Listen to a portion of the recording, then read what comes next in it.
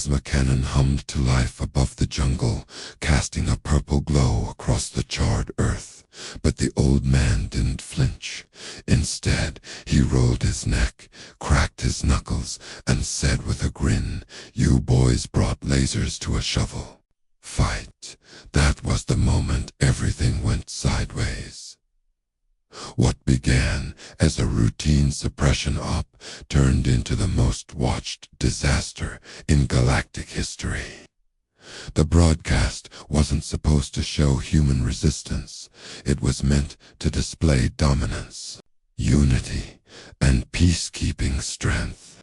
The council had already written the post-operation speech. They'd ordered the celebration drinks.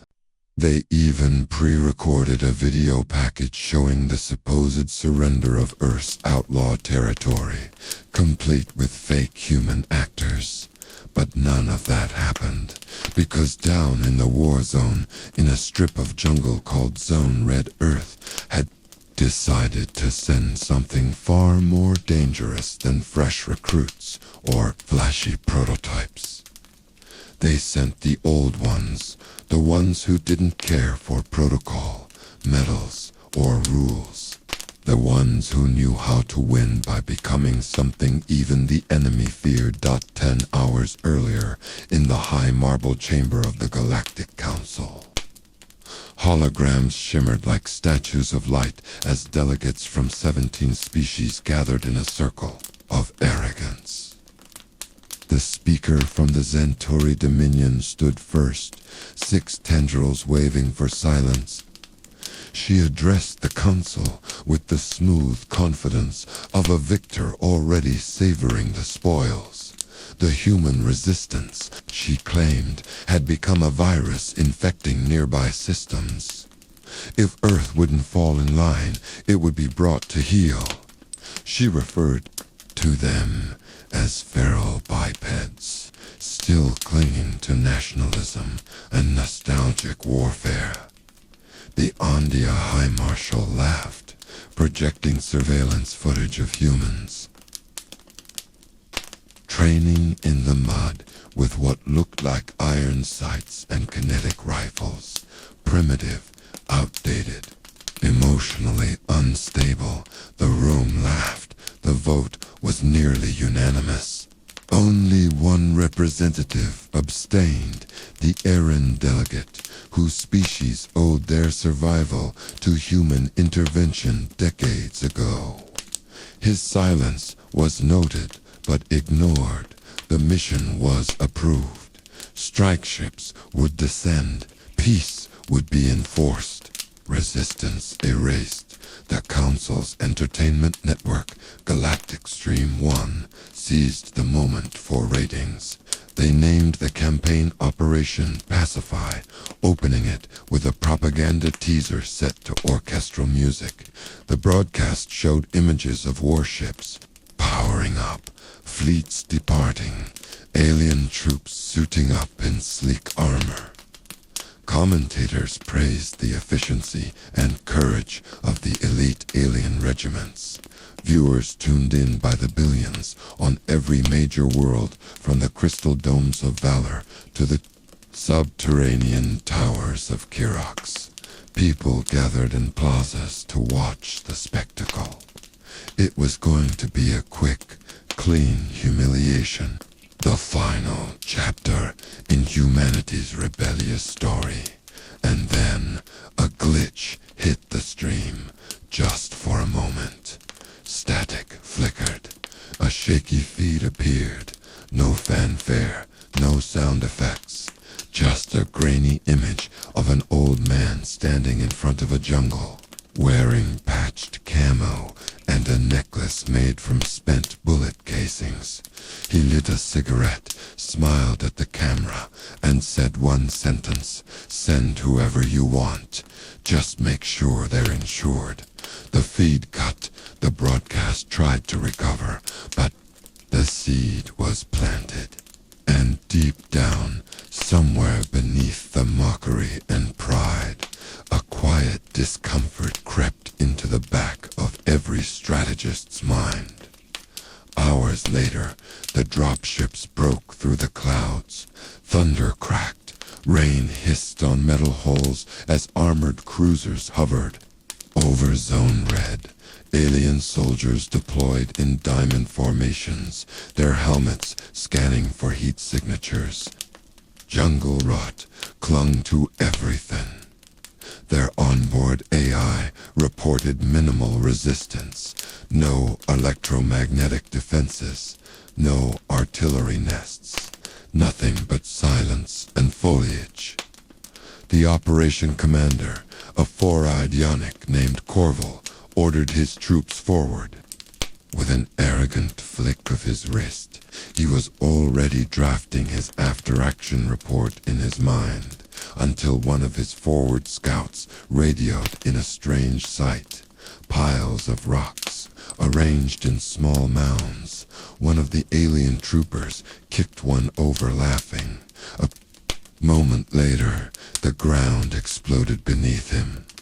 Claymore analog, manually rigged. No AI signature. The scream that followed wasn't broadcast, but the camera footage was. Viewers gasped as the scene turned to chaos. Alien soldiers scrambled. More explosions. Shotgun fire echoed from the trees. Not plasma. Not energy. Just raw, loud, ugly boomsticks. And then shadows began to move. Not fast, but steady, like death with arthritis. One alien fired blindly. Hit nothing. Another tried to deploy a drone, found his equipment jammed. Not by tech, by mud, packed mud, stuffed into intake vents. Homemade sabotage. Iron Mike walked calmly through the smoke. His beard singed on one side. His vest had holes older than some of the alien soldiers' lifespans, but his eyes were sharp. He carried a rifle from the Second Earth War, modified with a scope he'd stolen from a museum. He wasn't just here to fight. He was here to remind them. The last time Earth was underestimated, continents burned. He knelt beside a fallen alien trooper, patted him gently on the helmet. Should have stayed in orbit, kid. Then he picked up the trooper's comm and broadcast on all open channels. Attention invading forces. You are now trespassing in a live training zone. Live ammo. No resurrections, no reboots. Good luck in the jungle. Above, perched on a ruined antenna tower, Earl adjusted his ancient bolt-action rifle. His spotter, a squirrel named Reggie, squeaked from a pouch on his belt. Earl grinned. 12 o'clock. Reggie. Big, shiny helmet. He exhaled, fired, sent an alien commander's brains into the nearest fern. The Council's forces collapsed into panic. Chain of command broke. Retreat orders turned into ambush opportunities. Martha, hidden in a root cellar with 5 homemade bombs and a grenade launcher shaped like a pipe organ, waited for the sounds of boots. She hummed a lullaby, counted to 5, then introduced the squad to her invention called Boomer's Kiss. Back on the flagship, Commander Corval was screaming into his comms, demanding orbital support. His tech officer turned pale. Every satellite relay was being scrambled by outdated Earth systems running on analog hardware and solar batteries. Nothing digital to hack, just pure, stubborn physics. The commander tried to retreat, but his evac ship exploded before it touched. Down the camera feed went dark, and on Galactic Stream 1, billions of viewers watched in stunned silence as a human woman, around 70 years old, walked out of the smoke, dragging an alien war banner behind her, then used it to light a cigar. The Council tried to cut the feed, tried to spin it, but It was too late. The galaxy had just learned something. It had long forgotten. Earth's greatest weapons weren't ships or tech. They were people who refused to lose. People who got meaner with age. And as the battle in Zone Reed continued, only one truth burned hotter than plasma. They didn't send a squad.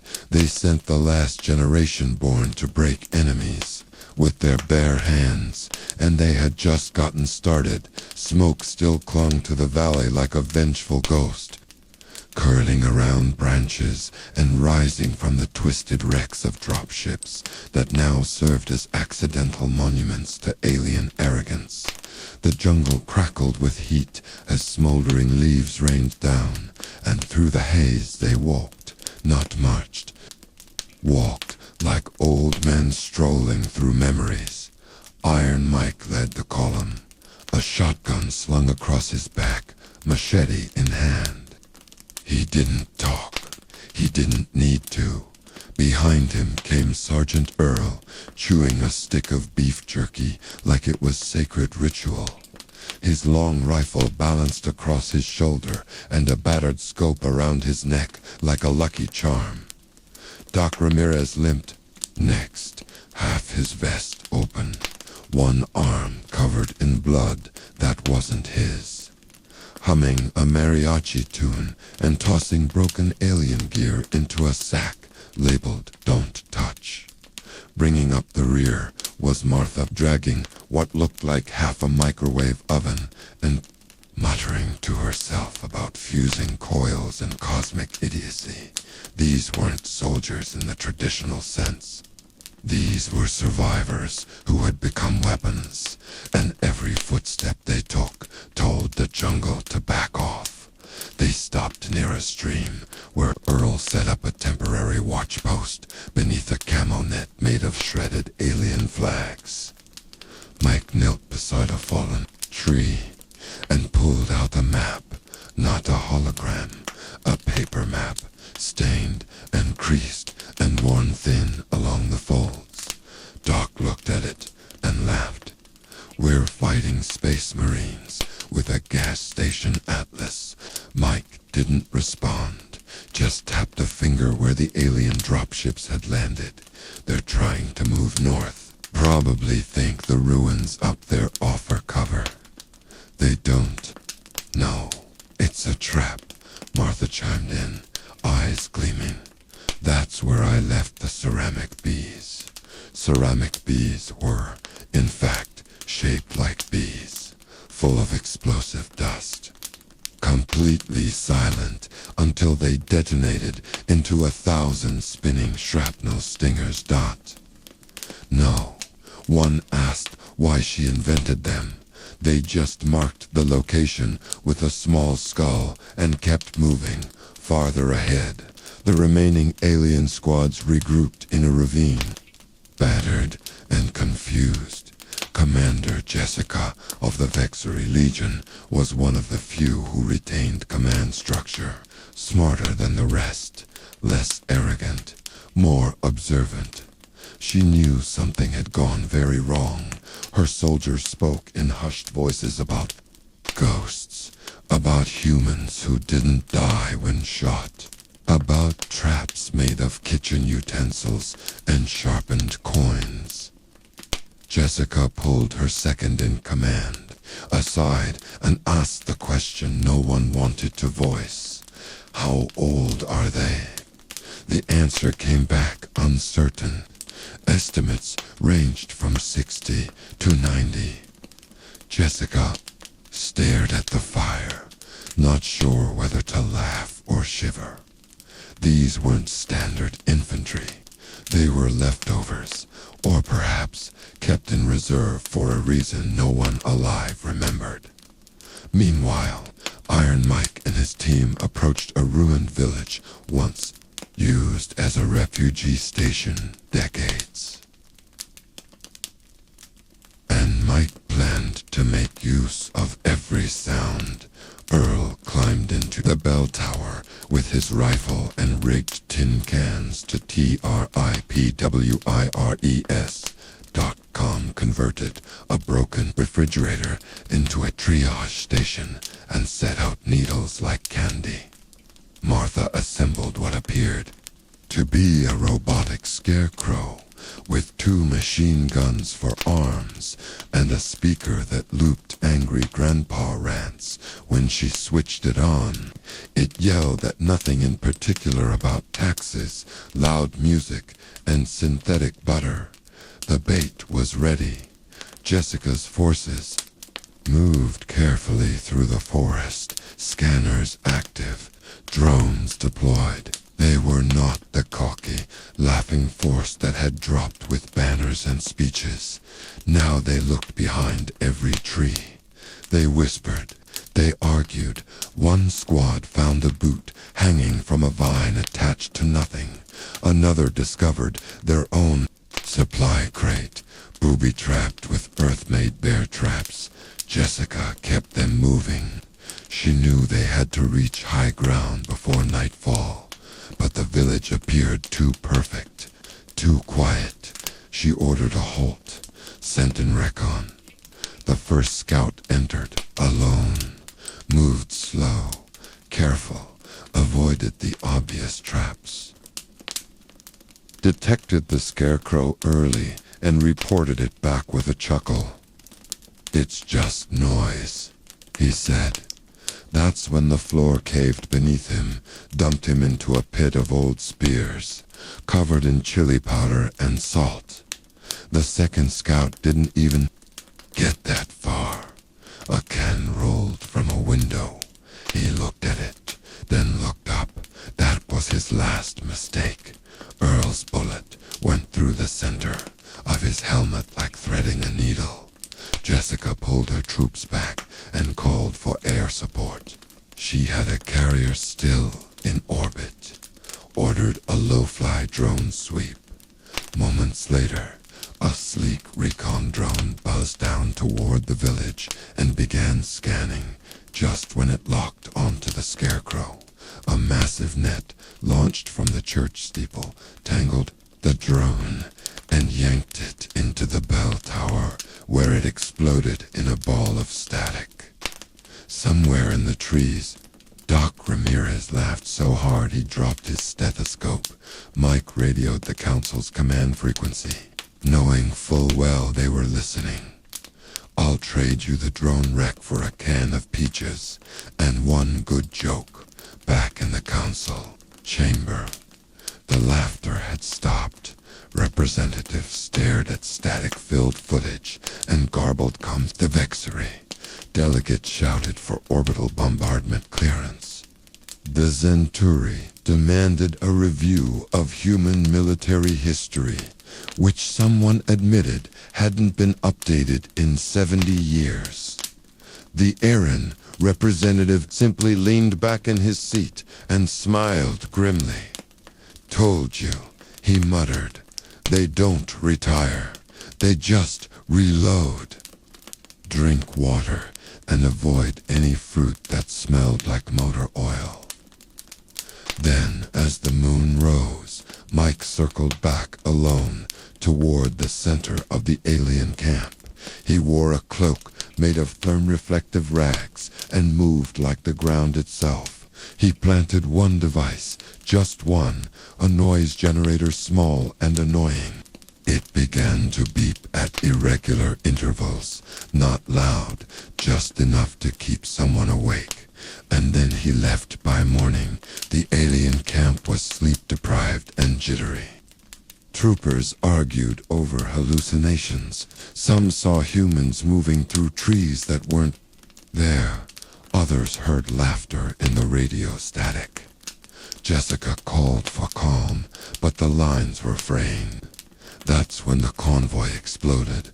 Not all of it, just the lead and rear vehicles. The rest panicked and scattered, leaving most of their supplies abandoned. Moments later, a single drone broadcast went live.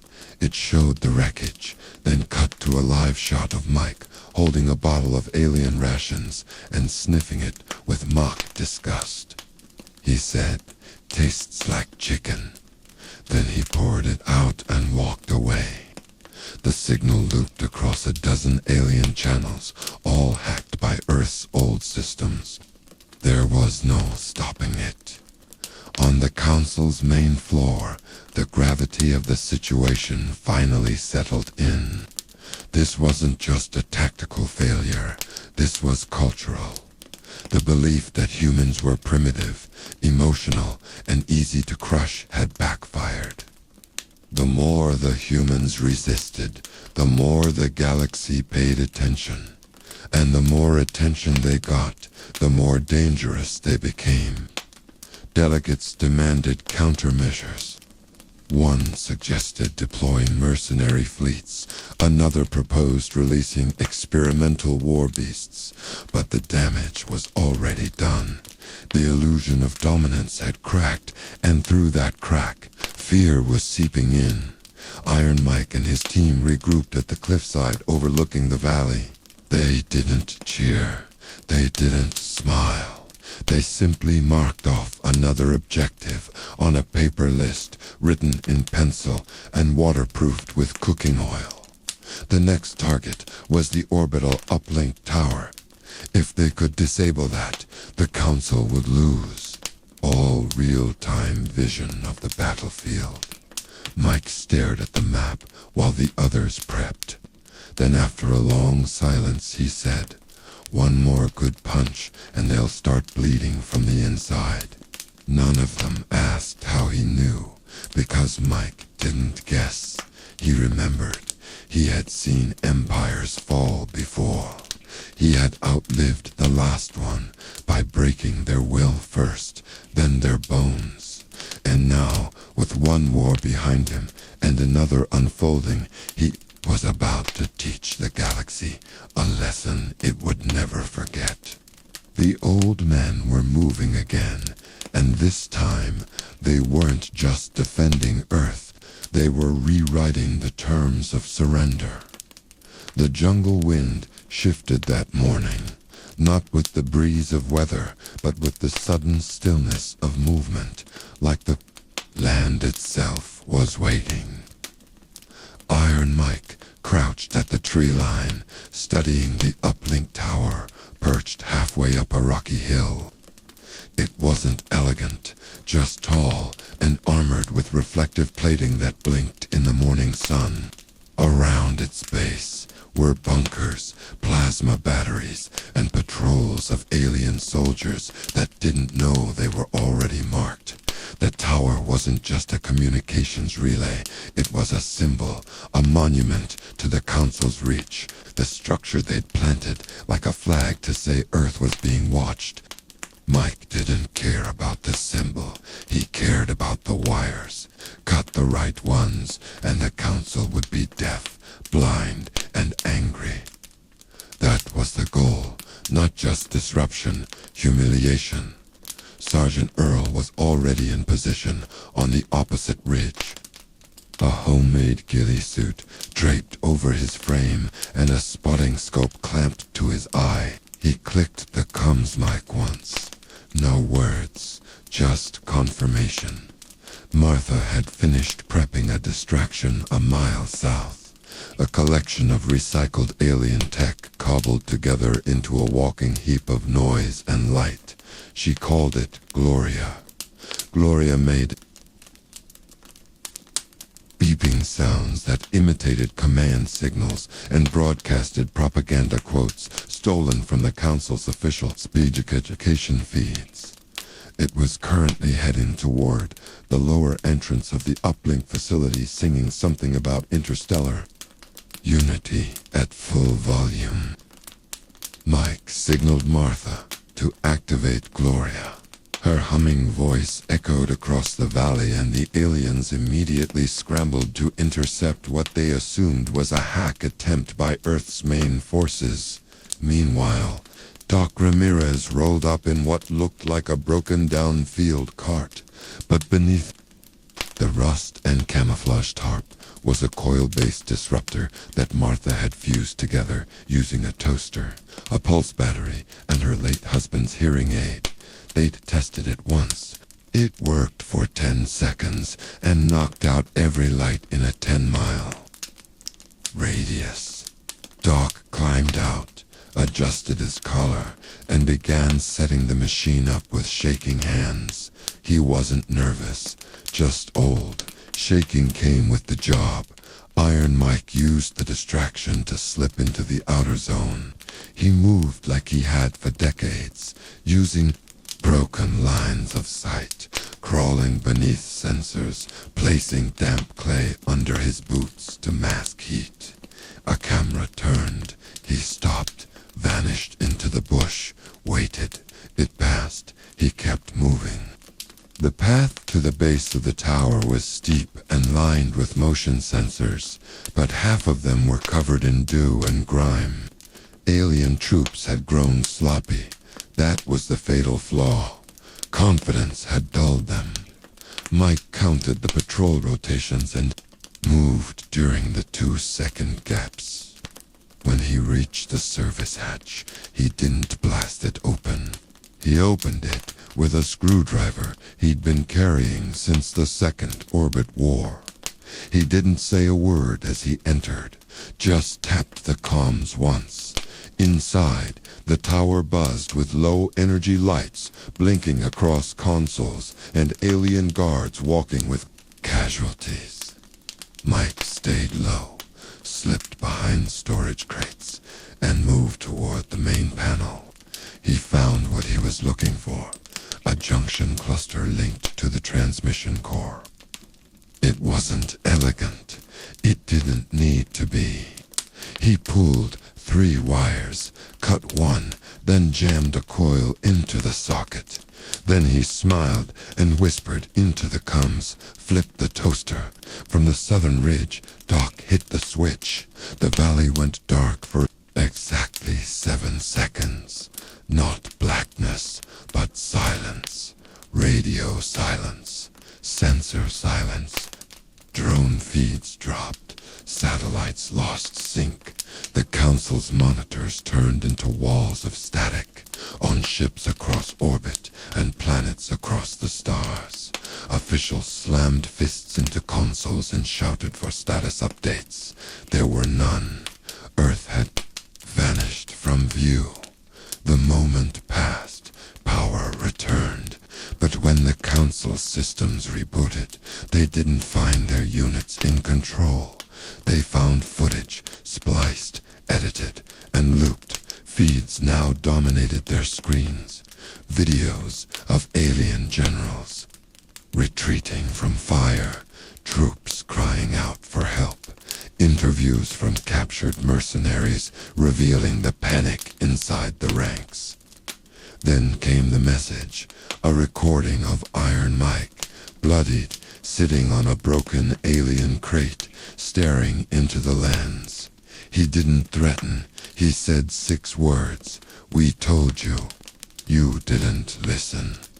Then it cut to footage of the uplink tower, exploding in a bloom of orange light. At that same moment, Earl fired the final shot, a rail-stabilized slug handmade, notched with his initials, tearing through the power relay at the top of the tower. The structure folded like a wounded animal, collapsing sideways and sending a dust cloud into the sky. Martha triggered the failsafe, sending Gloria into meltdown. The distraction bot exploded with a high-pitched scream and launched bolts of electricity through the enemy's outer line, frying several defense turrets. The remaining alien soldiers broke ranks. Some fled, others dropped weapons and sat down, confused and overwhelmed. Jessica watched it all from a nearby outpost. She'd arrived too late to stop the sabotage, and now all she had left were wounded officers, burned equipment, and no communication with command. Her face was blank. Her hands twitched. She turned to her aide and said something that stunned him. "Prepare a white flag." The aide stammered, thinking it was a joke. Jessica didn't repeat herself. She just walked away. Back in the jungle, Mike regrouped with the others. They were bruised, bleeding, and covered in sweat, but alive. No medals would be handed out, no headlines would honor them, but they didn't care. Doc handed Mike a thermos of something pretending to be coffee. Martha patched a rip in her sleeve with duct tape, found a flat rock to sit on, and began sharpening a knife that hadn't been used yet. They didn't talk about the explosion. They didn't need to. They'd done what they came to do. Not just fight, not just win, but prove a point. The council called an emergency session. Delegates were red-faced and panicked. Some demanded retribution, others demanded peace, but the truth couldn't be erased. The humans they had dismissed had not only resisted, they had reshaped the very idea of military superiority. Entire species watched the collapse of the uplink tower and realized something terrifying. Earth hadn't sent its best soldiers. It had sent its leftovers, its forgotten, its relics. And those relics had just turned a galactic assault into a cautionary tale. Somewhere deep in orbit, a Black Ops cruiser drifted silently. Aboard it, Earth's real command staff watched everything. One general leaned back in his chair and asked, "The room, what happens when they send the first team next time?" No one answered. They didn't need to. The galaxy had already felt the tremor. The signal was loud. Earth had not surrendered. Earth had adapted. And the old men in the jungle had reminded everyone of the simplest law of war.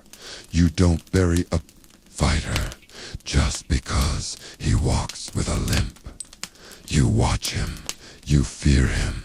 Because he's already survived what you haven't even imagined. The rain returned just before dawn, tapping against leaves like a ticking clock, a quiet rhythm echoing through the jungle's wounded body. Smoke still curled from the ruins of the uplink tower behind them, a bent steel skeleton framed against the dimming stars. The wind smelled of ozone and scorched moss. Iron Mike crouched at the edge of a ravine, watching the path below where the last wave of alien forces had started to regroup. They hadn't retreated, not completely, but they weren't advancing either. What was once a marching army now looked more like a desperate caravan, tattered, disoriented, and waiting for orders that would never come.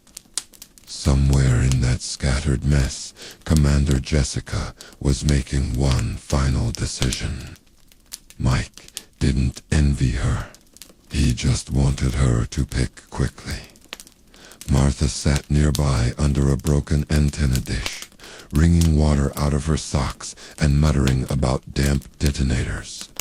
She had a cracked alien rifle across her knees and a small stack of sticky notes. Beside her, with scribbled ideas for trap designs, Sergeant Earl had stripped to his waist, wringing sweat from his shirt while using a broken piece of drone plating to shave his beard. Doc Ramirez was attempting to sterilize a scalpel using a flashlight battery, a rubber band, and what might have once been a bottle of vodka. They weren't celebrating. None of them smiled. They were too tired. But there was something else in the air now. It wasn't victory. It was control.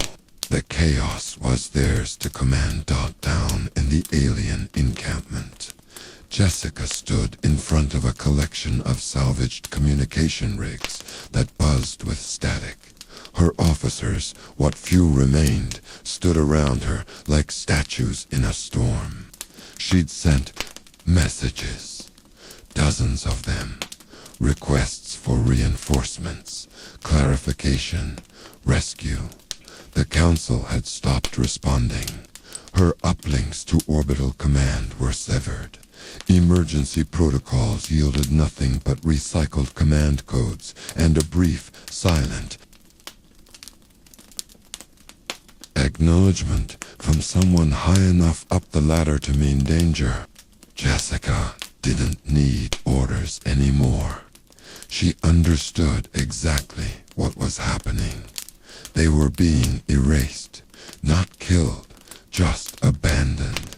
It was a different kind of death, quieter and permanent. She pulled off her helmet and tossed it into the mud. 2 hours later, a lone alien soldier stumbled into Mike's perimeter, hands raised, speaking in broken Earth standard. He carried a sealed container marked with both the Council's signal and a white flag scrawled in mud.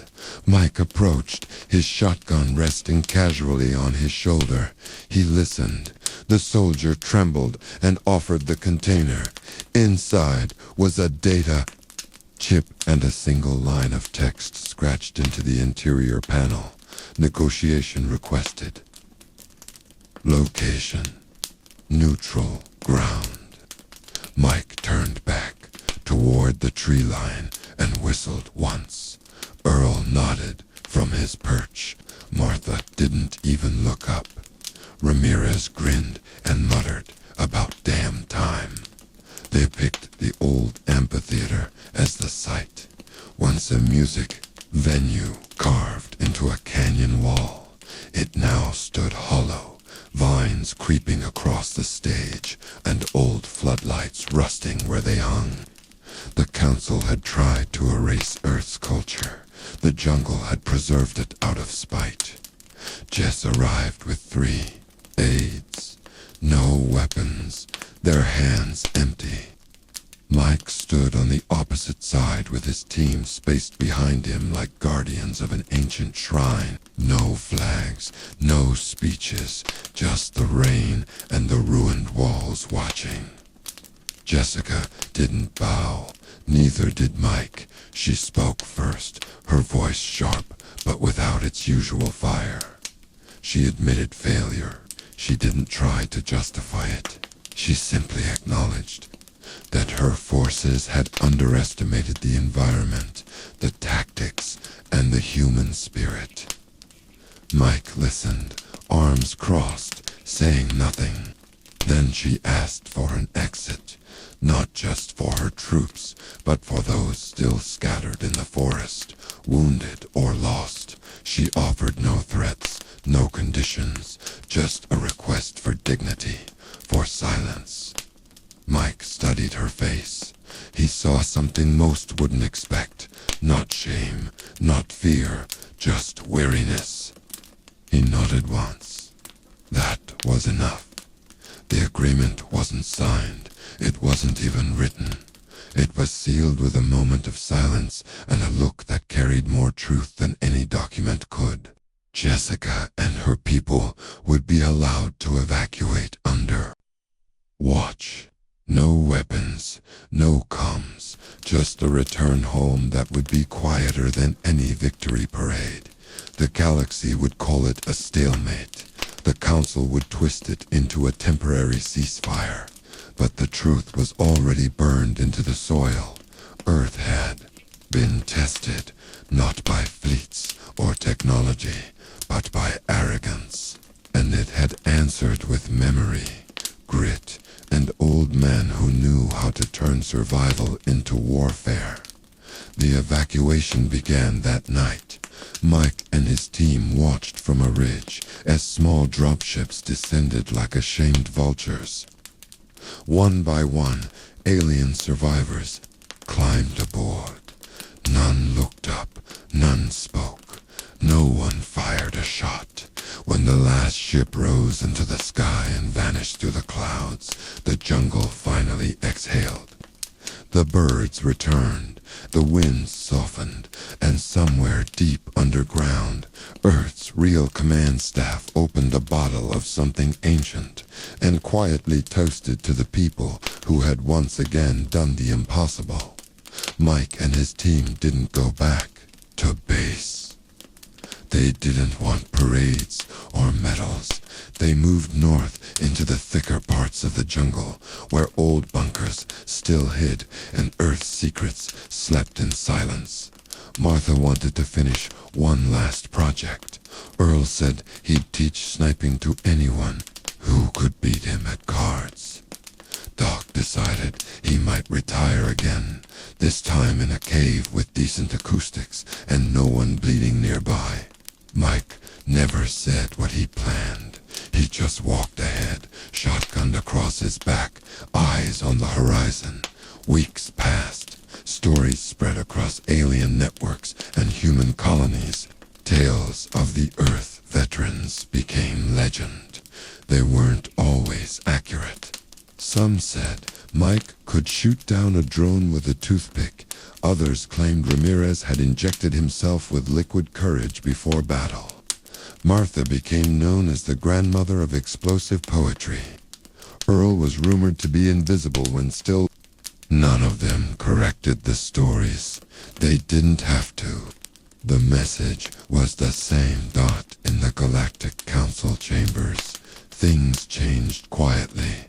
Of course, training manuals were rewritten. Assumptions were questioned. Recruitment standards were revised. And one unwritten rule began to circulate among militaries. From star system to star system, if you encounter humans in the jungle, do not underestimate the old ones. If they are still alive, they are not just soldiers. They are history with a trigger finger. And history remembers how to fight back on Earth. Beneath a fading sunset, a small metal plaque was hammered into the side of a burnt-out carrier ship used during the final stand. It read nothing about the Council or the enemy's defeat. It simply said, in plain letters carved by a tired hand, we were supposed to be forgotten. Instead, we were remembered, and that made all the difference.